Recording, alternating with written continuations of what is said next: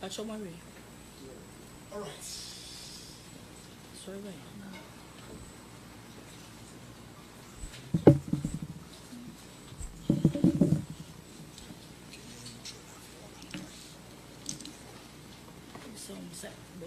On your intro first. And I will go straight. All right.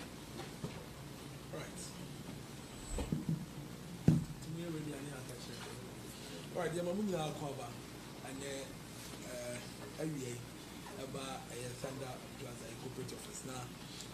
the master at a very short meeting, say, Tosa Frame quickly. This is going to be a very short meeting. Then, I'll quickly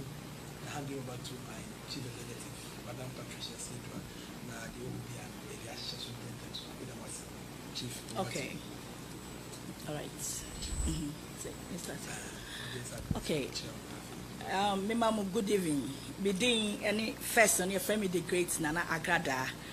Na Unyankopon ayadum amane erade asesa medin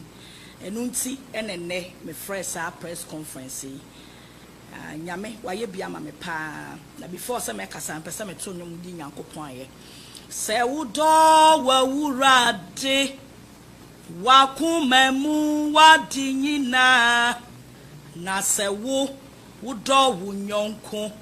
se wudo wunua se wo ho a asase ni dani butu mepo tutu kogu kumumpa nsuro no kawu nda Mrs. Ewudo wawuradia wakomemu wadinyina na sewo wudo wunyonko wudo wunua sewo ho a asase ni dani butu mepo tutu ekogu pumukra nsuro no kawo ho onta am say eye na awotwe ni enne eye branda na beye na awotwe ni ye be cheme Echo Police National Security Office. Na the entire me free press conference me di kan e de aseda ama trade ampon Onyankopon ono na obo soro na obo asase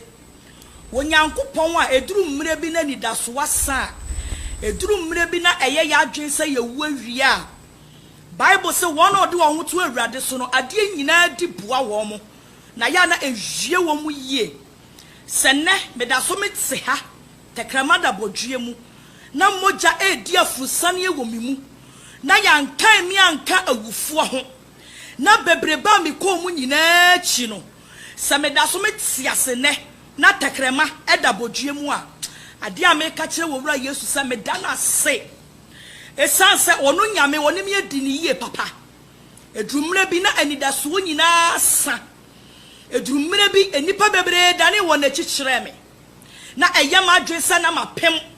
na eyama adwese ba bi aduru ni de na anidaso no asa but onu awurade a wobokwan to ba bi ekwan nie wonu awurade a obie pono a yakatum wonu awurade a wo ma na nsa so anipa bi antumi enkanto fom na mi twamani na mi hwawurade na awurade ka kire me se mabawa waya so de ache enipa bebre dia dance say Bible say ne woyemu no ye kasa aya na ye hunia ewoyemu abra na me ye programs bi a friend say talking points se me hia nipa bi na me ne kasa wotie eni a me ne kasa na wotie futu a me de ma no asam aya na nipa bebre ka kira me ne sanana e wo se nyame adwuma ene wo se wo ye enkom hye bebre boba abonten asofo bebre moma prophecies na edurumre bi eye miami kunu wo ye sofo adodo na friend say Pastor Eric Odro Cranton enam ne sofo pani so ani sofo pani ye friend say Pastor Joseph Chere emiri bi duru ye mami kopie sofo pani anim na sofo pani mame ti ase say nana adwuma Nyankopon de ama wo se be ye wa asase so eye nyame adwuma na esanse na nipa nyina anim se me ye komfo na magigi abosum de agu me fie na metia no na metumi ho asi wo se me ye konfo na maye akoma dwuma over 20 years nie na osofopani ne ka asem no a na ma hye no na ma sere esan se ba bia na akoma dwuma no edim ye duru ba niema na akomu no maye ne dim ye duru emu sika mi nya free akomu emu anija mi nya free akomu nti no sofopani ka na ma sere na edru baby ama prophecies ni bobaye ama se nyina bedi adanse a akabeye na wotwemienu am yedi Easter ye papa Francis Amoakwata first na sorry na minimu ni Freedom Chapel oli my babonte the prophecy beto abonten wasagrada onyankopon se me kan kira wo se emene na so se bra beye na dwuma na bra meti sa prophecy no in fact epeme ma me kaye na me daye na me dwenwu na me hu ye se no baby aduru no emere na so se wo se me nya adwen sakira but na eye din se me free sa akomo adwuma ni mu esan se na ma ja akomo adwuma na che na enam akomo ne so ma akomo ni mu no ma gidi bebre ma nya sika bebre ama me japade bebre ama me enipa dodo ahume etina me gye hu me ho se na sa din ya manyen so se me ja akomo adwuma yi de to hwa na mani didi na manya no ho na mani di niam bia ni manyachi but prophecy ni bae no ebo mi hu na me tua na monko eye me am spiritual father me spiritual father no wadi kaya hya me nkomo a na me ya madwen ya me ntanta na me ka che ne seja me hu ni se mera na so this is the time na okache me se me ba sa wo be pa wo achi no afa Yesu dia e was a me do start a ranch chirem na me gitu mu mane de me hyase e wa bra na me ya koma no dwuma ni mu be ya 1 month ni asam na me ken na de bia Saturday bia no na ode me ko hyedan bi mu na o kire me nyame asam na ode me wura Bible ni mu na ada to sum ye no no e ya Pastor Joseph kire pa mu ka kire me say nana se magie di se wa ma wakoma no wa fa Yesu dia adwo ma ho kwan ma me kobo wasu na me ma me ho kwan e wo ada eye dwoda e ma me papa e bo masu na oka kire me se asubo ye chi no sorry bebre be hyase amane bebre e be hyase anche e na social media nsensem e hyase e sanse na etwase Yesu Kristo na wowu e ma yenya ni wuo ni so mfaso but na wo se Judas eyi Yesu ma na bra me de me kra ma Yesu na me prince yankonko bomasu na ye bomasu wie ye pe and sorry started say eba e mana fofo bia na menim sabe ne omo na mo omo dani wo ma chichire me e ma nipa bia na menim se mo aboa wo mo na me hia wo mo that time no omo dani wo ma chichire me na me di so sako eye mia me sofo pani ho wase hye onyankopon na eyi ni ho adi a kire wo na onyankopon ma wahu se nipa ntimi mwa wo e wasase so esansa wo hwe nipa wabo mu bebre sankrofo nas na adani omachi a kire wo na bra me bosu no me bosu joda ne fie da pepepe e na yedi Easter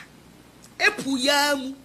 me bosu Monday prophecy ni beto abonten no ni Monday na me ko bosu me bosu ni Friday e na yedi Easter ti nipa dodo ano mu se be ko Easter nyina no me bosu ansa na me ko na me ba ye no man take niam serious me da niam na me hu o mani so but na me mfanya adwuma ekosi eye nnene na awotwe ami wo madwumam na national security for be farme na samo mo kan ne say 49 TV stations and omuni licenses but ye de ne wo bi but 1 year na ye ntwiae omo de me koye na bra omo de me kokoto cells ho no ho na me hu sa bra ye di Joseph ani asuafo bi adi kai koto wo jabuo ni mu no na sabra na me paw me hu achi na me sufre urade se urade sabra dia waba wa mapem nte urade hu me mobo na sa hu me mobo na sa wo bua me a urade sani magie di se madi wachi ne mama kwanya me ya bomasu no wasama mama tiase se yenso kane amfa nhye empase na mum ye de kane anu si beposo ema wiase nyina hu se wei oyo nyame ba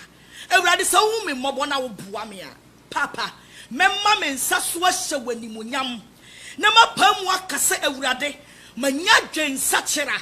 na fa won saka wabaawa na efini kikawa bia menya wa komadwuma nimu no ewurade se wotimi tutu sa niam ni nyina afiri me mu a na se wo mmere no eso na ese ne fata se Kristo me ya wadwuma ewurade me hye wadwuma dodo na bra me ni ewurade call sa apam wei na ye yi mi pie ye ne de me ba be call cells ye de me be call courts na me free cells why de me be call courts me say ewurade kire wutumi na sa court wa ye de me koi me pese me so wutumi hwe na me so wanwanwade hwe na me so wo miracles hwe ewurade se wutumi ma me witness the miracle of you are magye wasem wadi na ewurade challenge amedi ma woni se wutumi ma de niam ye de ato me so case ye de ato me so ewurade mani da so asa na emom no se ye de me kogina lawyer kase nanim judge kase nanim a ewurade me no mienu no me fa wo se wo na wo ye the judge pani you are the supreme of the most high God ewurade wachi ni wanim no nyame bia ni ho enne ba bia me dai aka me no mienu ewurade ma wutumi nya adwuma se ye de me kogina judge anim na se judge timi ma me fa hodie na me bedru me fie na ma nkwa fie ase ne dai ya me no kasa ewurade na me timi bedru fie na me behu me ma na me behu me kunu a papa me so me pagya me nsa hye odi nkunkun ne no nyam na bra me to sa challenge man nyame me pie free cells ho na me sia bonte won national head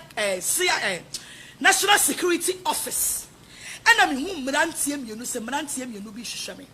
na bra me sa me hu sa mrantie mienu no na ya brantie a woto nwom omane a champon abrantia wo bo ya kan say apostle tepite kum na sa abrantia ne te ho na wono ani nua ampon a wo bo wunya kokofu a wunya sereba na emrantia mienu ite ho na samwa omane a champon ka kire me sa nana ya ne wakuntokwa bebre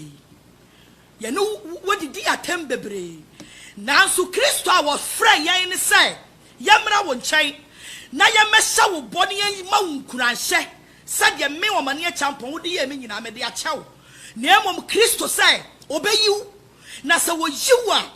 bra na bɛyɛ n'adwuma esanse emre ni nie na sɛ wo gitum wo wakoma mu a Kristo ɛde wo bɔne bɛkyɛw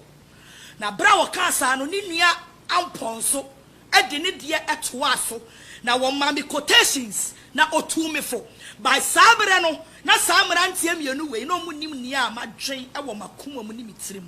na awurade yakopon pe na ne nim de madwen e wo makoma mu ani mitirim na me ka kirom na me bu nkotodwe na me so mane a champion nkotodwem me se bra me papa wo me ye frɛ no kwadwo omane eti mi hu ne sa eye yankopon na asoma wo se be kasa asem wo kire me ka kire wo nyame a osoma wo ka kire awurade osoma wo ka kire yesu a osoma wo se wo wantimi akasa wonimi wo problem na emomru di problem ni nyina kyeme na watimi aba ha se ne e waka no eno na bebam wose kɔ omane champon wose kɔ na wonyame waya wie hyiran ka twadi ampo nyankopɔn sabra mi kokoduru court ho ne ade mi kogina adaka mu kwahia judge bi sa ye ne sai o me lawyer keka ne nsam na judge nso keka ne nsam na judge panin ma ne judgment so wase me mani pa bia enyina wachi na me mafie bia nkase ye gifie bia na me nkase ye fasika bia nto so na emom no ade a megye free ho ye wo singrecha ene o passport a wodi tu kwan wana me pagya mani hwe wie mu na me ka kire awurade se awurade bosha me hye wo wabra na me da head quarters wo prison ho cells ho awurade wa hye wodi awie ni aka eye de mesomeye na bra me pia bonte me sa me singere cha wieye ni asa brantie bia e friend sofo bi so obofo so ono so madi na tem na no so omo de me sai call national CID headquarters na so omo yi video kire me na me sai ya no kore wadi matem na me so me di ni bi na no so omo sai de me kotum na nyankopon e ho no so me ni nyame tentam ye me sai awurade bi nim de awudi kan ye ma me awurade wei so hu me mabo na adeɛ kyenye no Nyankopɔn adom nti ya maami bail eye abra ye fie da no anwumere na abra fie da no anwumere mi bedru fie no ni kwasie da me kwa asɔre na me ko pagya me nsa hye Kristo din ani nyam na me pa mu ka kyerɛ Kristo sɛ menya dwuma ye frɛ ne sa koma dwuma biam menya dwuma ye frɛ ne sa busuma dwuma biam edinya ye frɛ me sa nana agrada no mpo me mpɛ na mate ɛwɔ masum na bra me dru asɔre dem ho no me de me Bible ɛkɔ asɔre dem ho ni nyina video ɛwɔ hɔ mmiripa mu no ye bema obi ahu de ɛkɔ so ɛwɔ Pastor Joseph Kyerɛ asɔre dem asɔre ye frɛ ne sɛ Trusted World Ministry de antia me friends and jurofo ye kituwa bi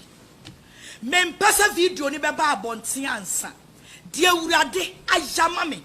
wo fra awurade afra me wo gye awurade agye me ɛho anigye ne ɛho ahoahoa adesoa bi ana so me edi bi ana da me din so na kwasie da no me sofo eka kyerɛ me so onyame a wo fra wo no wo se dia yamfa ma wo Evangelist Patricia Odro Cranton enesa mete ha Yesu agye me na wasesa me din ayefra me nana agrada na wama me din foforo bi ayefra me Evangelist Patricia Odro Cranton Eradia asesa me din na wama me din foforo bi edi amenti ase aw onyame ayebi enti na me frɛ mo a na me hyamo bɔ sɛ enkoba sa me de mano keke na makase mafa Kristo aya me kra na magye nkwa enkoba sa asori dem keke na mafa Yesu sa me kra na magye nkwa no Nyankopɔn eya dom na se Yesu wa ma eye ya woda wei anopa 9 o'clock asofo mpanimfo bedi machi na yakoma busu mfie ho na woma gina mu amanyame atumi ayadwuma na woma yaboso mu nyina ba begu abonten na Nyankopɔn adom ene ni nsusuye ene nanyim onyam atimi adadi enu nti ana me frɛ mo na me wie nso ana me sanso ada enipa bebre asofo ebo mpaye ma me enipa bi a wo mu gina mu ma me ewa bra Bible ma yete ase se na etwase bibi esi na emom no na wo se enye Judas eti de koso wa bonten de nipa kafa me hu nyina no muma ye mom ne yefase da ma Yesu Kristo esanso wo no pe ne pe ene be ya wonye ne nipa pe na emom muma ye nya hweyie na wanye Judas ama wo bi ehyebre esanse Bible say hwintinia no de ebeba na emom hweyie na anam so na de nam ne so a ebeba no onue enti onue adofo ene hu me a Evangelist Patricia Odro Cranton awurade asesa me din me da osofo ma me pep donko me da na se bebre said mpai bomu ni bibia mu na konchi mu na odi agira machi ama nnema behu me kuro ne me ma me san so da ye me a me lawyers akese o mu gira machi Yakopon hira o mu bebre me san so da ye me a me sofo pani Pastor Joseph Kyerɛ one ne wife Mama Abigail Trusted World Ministries for empenifo ene adofo mu kode nwuram esugu Kristo so se omuhu me mobo me sanso da ye mia me kunu Pastor Eric Odro Cranton ateti a wafamu empo ye di no se sofo wale konfo na Nyankopon adom Nyankopon senkyere ne adadi na ne me ba betai me kunu achi na watimi ama ne Nyankopon dwuma na ofre no atimi adimu amankrado me dana se bebre abroche no wo mpaye the first time me amankrado kasaye was nana de enti ama ben won se ada me sori a mete se nana agrada afa Bible and amai who dreams are coming true also for mama pep donko who dreams are coming true me da obi ase awrade ayebi me da obi bia ase mo amugina mame adofo obi bia mpanimfo bebre Onyankopɔn enhyira mu nyina me workers enipa omo anyimi ama esansa yese osono tofom a obi aka ne opɛ but ne nyina mu no eye awurade ne ma ho kwan Bible says ono amma ho kwan a onipa bia ni tumi wɔ ne maso enti ade bia besi wɔ abrabɔ mu bia no mimi gidi a menim wɔ Kristo mu sɛ eye wurade na ama ho kwan me do obi bia se konkonsa empire fo me nua be ma bije me nua be ma prince amankrado osofo ma me pep donko me a me workers me manager Enoch munyina me nua be ma Peter onyame nhira ba bia wo wate Peter noche onyame nya okese me fancy fo nyina me damose ane mo mpai bo a ene ebi mu se ye ni di ebi mu se ntimi na me damose but mo mo ni nye se bibia nsi a bibi nso ntimi nye yi me damose some more questions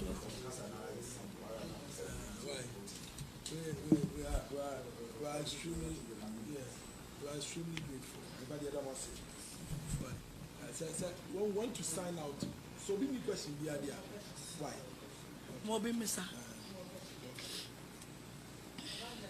Mama. Amen. Okay.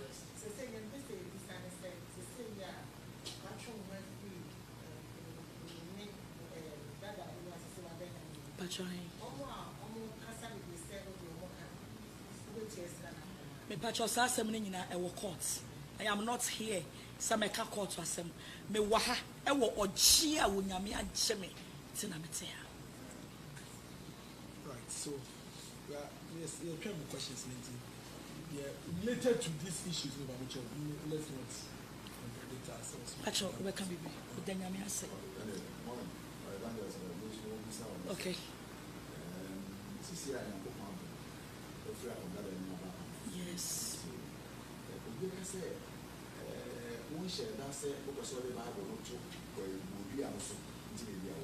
Me patcho say me the Bible betu bodua no so a e wo de ntini ka me ma dwim no me yesa. Me patcho me bisa. E wo de enti e na me metimi akasa me the Bible e ko tu podua eso. Esan say nipa ehwe me nyina di adanse say abra na me wo wiase kura na me hu Kristo no abra na me ti sum ni mu na me hu kanea no sabre mpo no na me kasa tia atradifo a wo mu yusu abosom ne niam a ensem fata eti enya na Kristo afre me awurade afre me se mmiri pamu no memra na me meka na sem na efini kikawa entuma gufi entuma tuntum bi a ye de akekere me no awurade wasesa fi me ho se ka se me de Bible be se abosom ase a kaya ni say abosom fie de nkasika wo hopa because osofo bia wo bekotu aduro dia be nyame adwuma bia no na opeso wonya ne ho na opeso wo yeyie but enne mafa Yesu sa me kra ne magye nkwa sane be ya me kra daache mi wu a me kra ne benya nkwaje enya honya de enti na me fa Yesu na makofa bosom e de abeto Bible so ebi nsi da ne bi nsusu nsi da e wo Yesu din Empari nyame se wo beyi mi amama tamfo Empari nyame se wo beyi mi amama tamfo Empari nyame se wo beyi mi amama tamfo Ebi sida o Ebi sida Ebi sida Ebi sida wamanu mamu Mese wo saifwe Susuma wani nyimi wo Wera didimu Meshi asia me sorry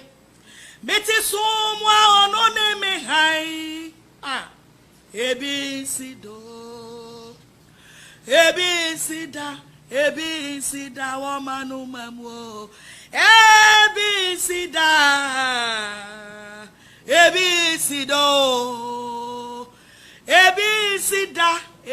sida wamanu mamu. Amen. Ladies and gentlemen of the press, we want to thank you very much for your coming. We are grateful. There will be a follow-up on Thursday. So we'll engage you. One buy the one several buy. Yeah, what I be saying. Assign more share and. I was so too. But the idea is say, "Mammy, or you not come to man." And I must say, "Seven say forever." With me is Pastor Odro Cranton, and then Pastor will say a few words. So I can read to him, and I will okay. Okay, Pastor will say a few words. We'll give you a closing remarks. Cool. Yeah, that Chadian Ponyanko Ponasi, and I no pay a rea. Or no idea in a yen not 2 million Ukrano. I'm say, and the DSU were hay a advocacy a radianim. Say, or the boy any best at dream. Bible say, or soon in a ekasa. Na ni esi wa hai sadie ye sha ase nyane se muti abonten abinum timi di matema ase okosofo na de na akoware okonfo se okonfo enche se wonye nipa mse na nyame ehia wom enti se wo sacrifice wo na mu de na se wo sacrifice wo bibia mu oye me yere mitimi nka se nyame afre me a eno ntimi gya no na makoware oba foforo nya sa na ye kire na kire efie numu ni 5 good years and you did 2C or me name so for penin na yere na obi biara nim enti de ekoso no na de enim na onipa mfiri ni pem enso de se wasachage se nyame ka ho se nyame anfa ne san ka ho a ebe edin je wani ba ho so se de oba de sefo ne ji na jajapade na wokotra ba bi na wo se ne wie bible che se nani ba ne ho so abra nani ba ne ho so ansa na wo san ko na janchen enti wo se me wife nani ba ne ho so enti de wo ye ni na na ye so ye de pipe na ye die no kwa. I thank God today. 5 years.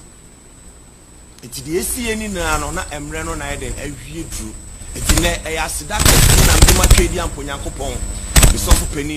Bishop Joseph Chere one na ye Abigail Apostle Chere. Edi nyame eda o mase bebre wo any sacrifice. And same bebre na see na so no de emema no akasa. Isan say enipa reject no the sofudie mu say osofo de ye den na do ho bebo okonfo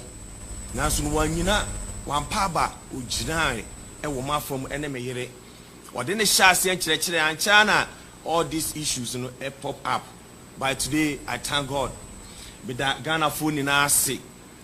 adofo a modem mpaibo eta yachi ye da obi bia ase ne ye kan se yina ye fa odo ne ye fa gidie mapa en support mami na ade bakwa ampese me kre e wo wiem ene ma obi nya na dwen da biara da se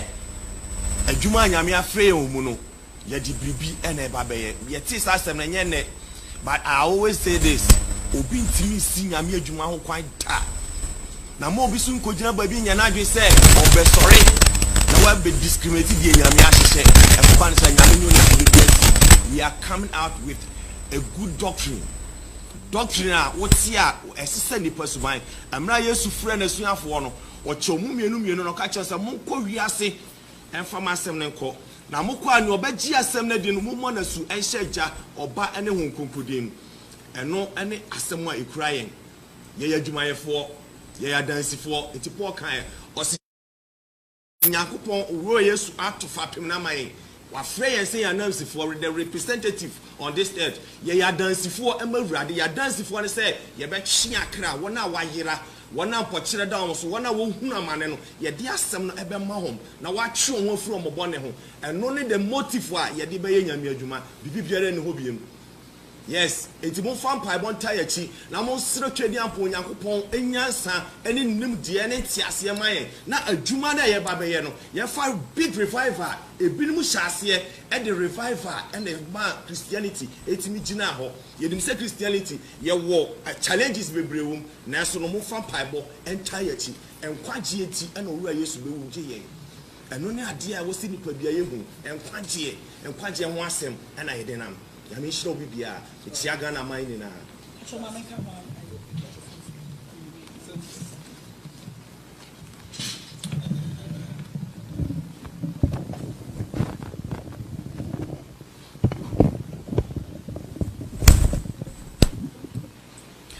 me pacho bibi kitwa bi ameka atoa so eye adesrede na me desre onipa bia abra na me wo wiase me bie ma no kasa tia no minim say Yesu agye me na Yesu de me bone ache me ti me sasre wo bibia abra na me wo wiase na me wa komu eniema bia e ma me kasa tia nipa bia obi bia ma kasa tia no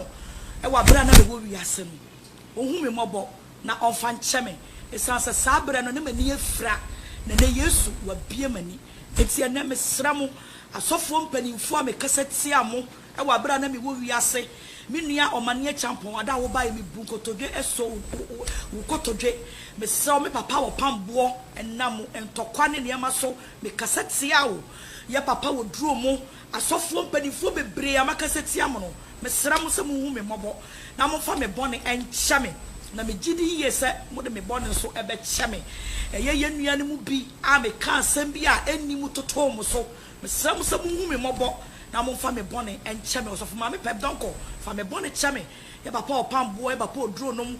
omo amin kai mpo no sa wo kai sama fomo penya mesra wo se na Yesu agimi hu me mobo na fa me bone eche me wo bone bi ama ye mu bia no mo fa me bone enche me e wo Yesu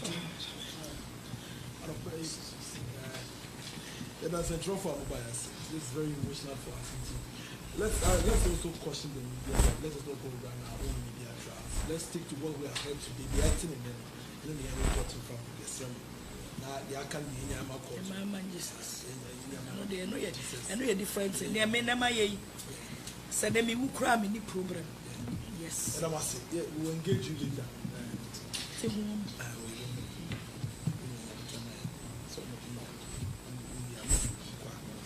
Yankwa dabi ma enwa na from ko na hu na yanko baba ko na hu am chedam wo da mo nko oni enoko nko na mo hu why amen